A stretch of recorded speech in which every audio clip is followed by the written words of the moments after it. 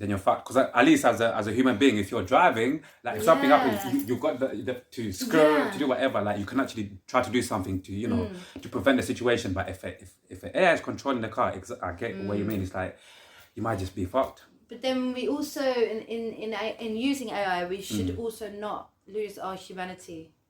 That's key. Not to even got too deep, by the way. I feel like some humans are already through these phones, like you're saying.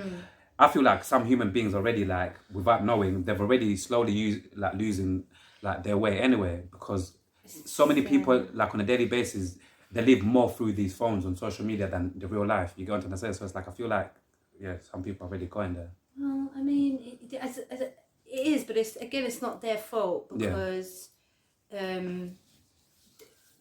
we in like our life, like we've experienced life without phones and too much technology.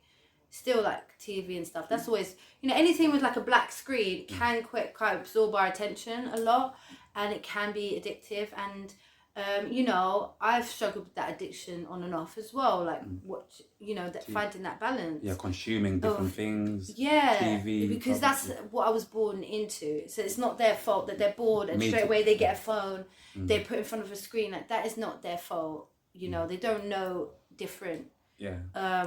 So this is where it's just like to be in balance with nature, that they can experience natural things, which I think is on the rise as well, definitely. Now it has to, and where the nature and the technology can be balanced, it doesn't have to overtake, you know, and it has to be in respect to nature. You can't just be like taking all the minerals, like you know, like rushing and killing people in the process and not respecting the resources. But again, like we have this technology, like you can share your videos, we can make movies, music videos, you know, edit stuff. We could make music so much with our laptops and technology nowadays. Like it's amazing. We're very advanced. How much creativity that they help us to do. True. So it's not their fault because they've been born into this. But then it's responsibility of people that know to then show them other ways. So like say younger generations, take them to festivals sometimes, you know, like they wouldn't be on their phone at like festivals really, only to take pictures and stuff, because it's in the moment, it's present. Being in the present. So it's like doing stuff like that to show them that other way is possible and to have that balance. I think that's really important for us as the generation now. We are the adults that we have to teach the younger generation. You know, we have to show them that's what we that's our role, you know. I hear you. So it's on us. Yeah, it's definitely on us. Like even again, like I said to you, as parents, overall, even if we put all of this AI conversation aside, I think as parents, it should be like our responsibility, like, you know, to teach our kids better things, you know, like in terms of like the way we grew up and stuff like that. Like you said, take our kids, you know, even camping. Even if it's not a festival, camping, just out in nature to just camp, so that they can connect more with nature themselves. You get onto themselves, so it's like go hiking. Yeah, man, doing all of these things, because a lot of people, you know, a lot of adults, obviously the pros and cons. Once again, it's like I see it in my personal life, where it's like sometimes, you know, parents, if they don't want to get distracted or if they don't want the kids to make up too much noise, they put the kids on the phone on these tablets, and it's like cool, the kids now are into these tablets, but at the same time, it's like moving forward in future, the key word is like we should find a balance in it. We should find a way to balance. You see, like one of the main things that I just always like to be curious about, like whenever I speak to people that are actually really talented in music, is like, you know, a fan base, you know, building a following, a fan base, because overall, unless somebody is just doing it as fun, innit? But overall, I feel like whenever somebody want to take the music serious, building a fan base is something they should be thinking about in terms of like building a following and then eventually, you know, making that transition, right? That transition from, you know, just making your music into like, you know, making money off your music because you've got a follower and a fan base. Like for you, where are you with that? Like, are you trying to build a fan base, or you're still just doing your thing and then eventually, you know, hopefully people will just come and gravitate to your music? Well, I think definitely as I've been on my journey, naturally fan base does grow and continue to support you. So that's always going to be there. But ways how to harness it or to grow it. For me, I'm focusing on the music bit right now to get the there's loads of stuff I'm working on, so just completing things. And I think with the music will come the fan base, and the strategy. So like I could put together a mailing list. Yeah. I use a lot of my like Instagram and Facebook to promote certain releases or events, and that people will come, because I started putting my own events as well. And I see people do interact. I see quite a lot. Yeah, you get some good interaction with people, like with your stuff as well. Yeah, when I put on my own event in Herne Hill, it's on hold just because it's a bit busy right now, festival season and stuff. But I'll start doing it again. Really great response, and people that come out is really nice. So I know that it is there, the fan base, and then doing more of these events, I think will grow it. Maybe having a mailing list. And being up to date and releasing the new music. And giving new videos, and maybe do some marketing, because that's something that I haven't really done, like a lot of ads and things. I know that is part of every promotion. That's something that I do want to get better at. But you do a lot though, man. Like even like big yourself up. Even once again, like you do shows. You get me. Like you like what we call it. Like in these areas we call it. You're active, man. You're about. Like you're really really active, and but you've got like a very very special bond with cats, innit? You've got your own cat and whatnot. For any average, not in a bad way, for any average cat lover or any person who just know cats and they like cats, either they've got cats or they don't really have cats. Like I want us to just talk about a little bit about cats, like in terms of like what is like for you, what is your connection with cats like, and maybe could you tell us like certain things maybe that we don't know about cats, to give us more, to educate us more about cats, innit? Because honestly, I'm considering getting myself a cat, and I never ever thought, not in a bad way or whatever, but I never ever thought that would even ever cross my mind, because what is it about cats? Your spirit does want a cat, that's why I don't know what is videos so much. What's going on? My first shamanic experience, not first shamanic, first animal shamanic experience, let's say, with my spirit animal, came to me kind of unintentionally. I was reading a book about it, and I was kind of sleep deprived on my way to my first festival in Portugal called Boom. Boom. Yeah, and I took a coach, and it was like 36 hours, 3 coaches from London, Victoria, changed in Paris, changed in Spain, then got to Portugal, and then had to travel to the place, the mountains. So I was very sleep deprived, and that's where on the way in the journey, that's when my spirit animal came to me first. And obviously it's a big cat, not domesticated cat. And they say that with spirit animals, obviously domestic animals, they are our spirit guides and they're our companions, and they've got a lot to teach us. They're the bridge between the animal and the human world. But really the essence would be of the wild version of the animal.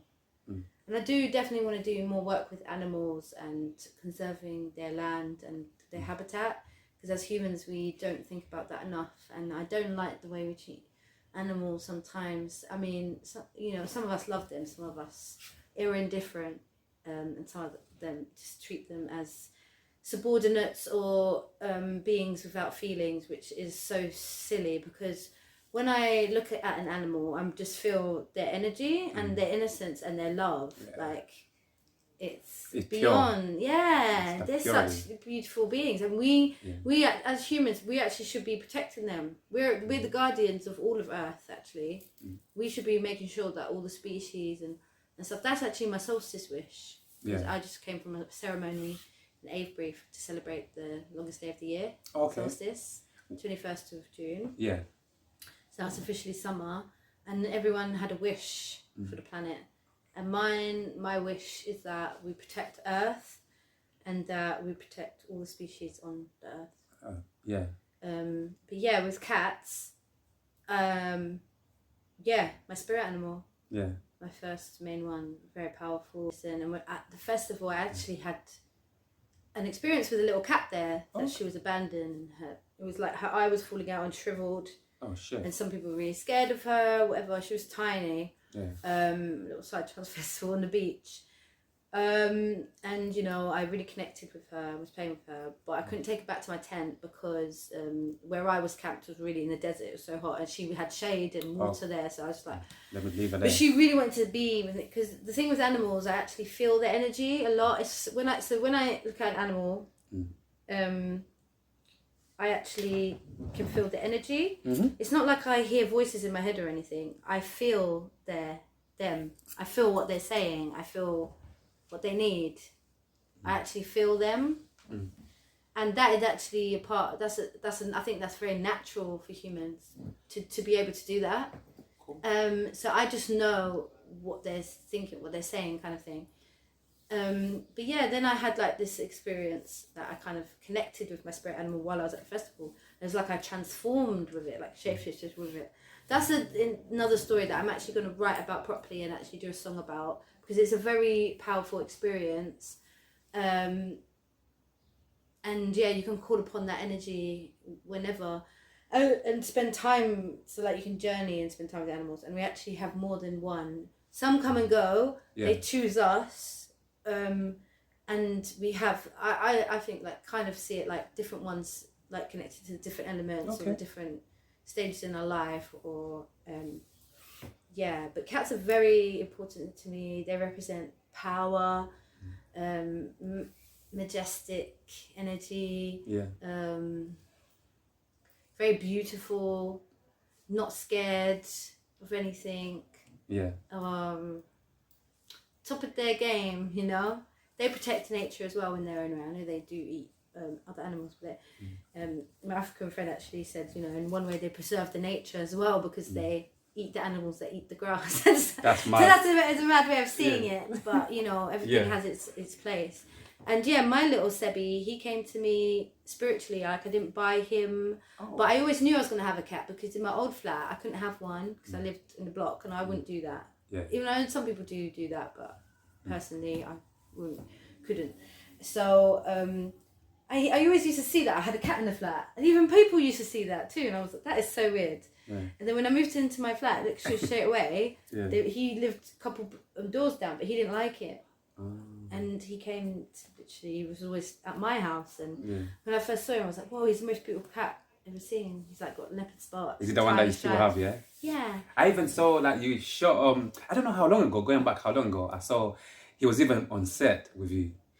Yeah, I remember did you see that? Yeah, I remember seeing it. Yeah, like I was thinking, wow, this is something special, man. Yeah, was it like on one of your songs or like a festival? No, it was at a festival. But you know what? I have got a song that I wrote about him. And he was chilling, and he was literally just there. Yeah. Yeah, I have actually got a song called Cat Lady that again I am going to finish. Yeah. It's like a parody of Bag Lady, actually, but Cat Lady, because that's one of my nicknames that the kids give me. Cat Lady. World. Yeah, the festival. Okay. Because he comes to the festival, and you know, he's very comfortable. He likes people. He likes nature. He loves being at the festival, climbing trees. So was you at the festival? He does come to festivals with me. Not all of them. Like, I wouldn't take him Boomtown, but like the smaller eco ones. Yeah. I would take him. You take him. He enjoys it. And yeah, sometimes when I'm singing, because he really likes my singing, he really likes my music. Yeah. He would come and he'll sit when I'm performing on stage. He'll come and he'll hear me, and if he hears me like late at night when there's not many people around, he hears me singing. He came one time while I was singing at this piano bar, and he came from the back entrance and jumped on the piano while I was actually singing. Everyone was like, "Oh my gosh, that's a cat playing." So he connected with you and him. Some proper connected. Yeah, but he's like, I don't really. He is a cat. He's in a cat body, but he's also a spirit. You know, like. Of course. He's a part of my family. He's a very good friend, and he amazes me all the time. How long have you? He's so intelligent. How long have you had him for? How long has he been in your? So he's 9. He just turned 9 at summer solstice, and he came to me when he was 2. Oh, so it's 7 years now.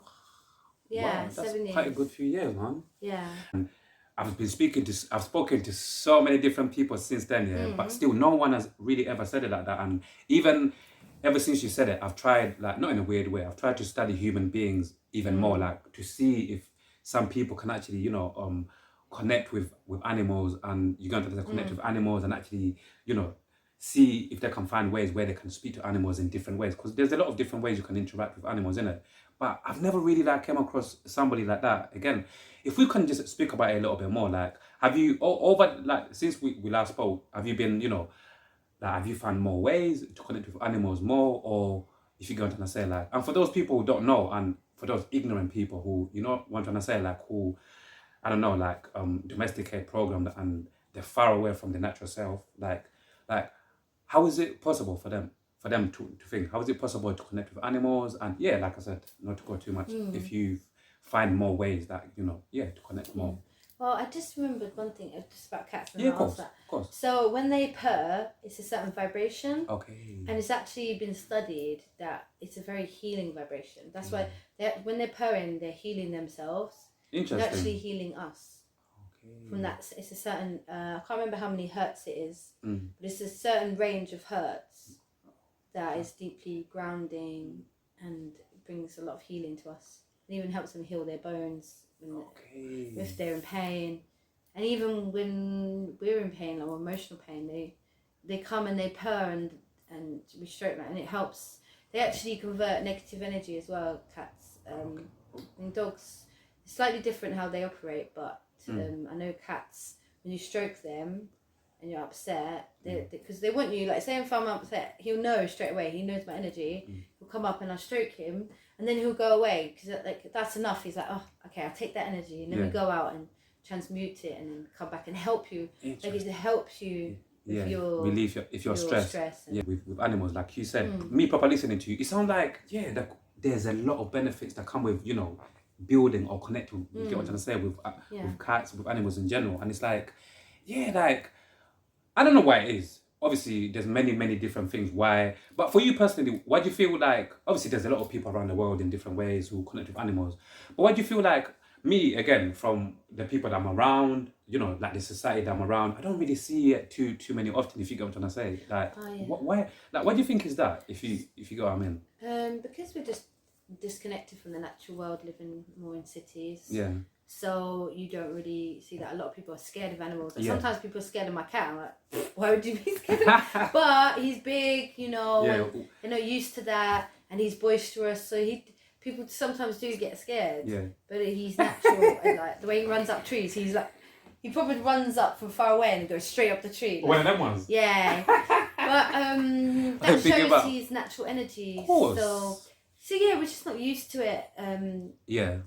Because you don't really have bugs in a house or like animal with us. But also back to your last question. So you were saying about how to connect with animals. Yeah. So really, it's love. Like, animals can feel our energy. So like, that's why a lot of time, when people say, if you're in a lot of fear and there's a dog there, the dog will keep barking at you, and the dog will jump at you because it's sensing fear.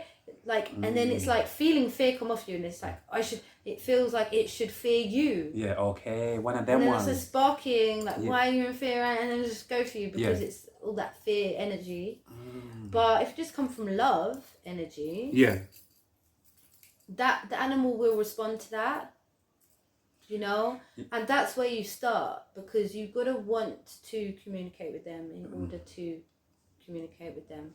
Yeah. You've got to have that, and it's called Heloan, what Native Americans call the way of the heart, the language of the heart. The language of the heart. And that's how you connect with beings or with animals. It's like you could be in a room and if someone's got a loving energy or someone's got a hateful energy, you just feel it. They don't have to say anything, right? It's a feeling. You feel it. Yeah. Same with animals, Animals have traumas, personalities. Not all cats are the same. Yeah. Not all dogs are the same. But you know what? They're really so beautiful. Like, my friend's dog, protected his friend when they were getting robbed, and there was a machete, and the dog jumped in the way and got his head. The dog luckily survived. Oh, that's good. But that selfless act. Yeah, of course. Yeah. That dog, he's an angel. He's a hero. Even some humans, yeah. You even have some. Sorry, Tim. You even have some humans that would even do that. Do you know what I mean? Let's face it. You even have some humans that wouldn't jump in a way and take. Yeah, animals, they love us, and we treated them so badly. They still love us. Yes. Now that is mad. That makes us love them more. Like what we've done to them. So I do actually want to help animals more. Yeah. Sometimes I don't know exactly how, but whenever I come across animals, I treat them with love and respect. That's what they deserve. Even I saw something, I was scrolling down and I saw, because sometimes I just find myself randomly just scrolling down people's pages, innit? Just randomly.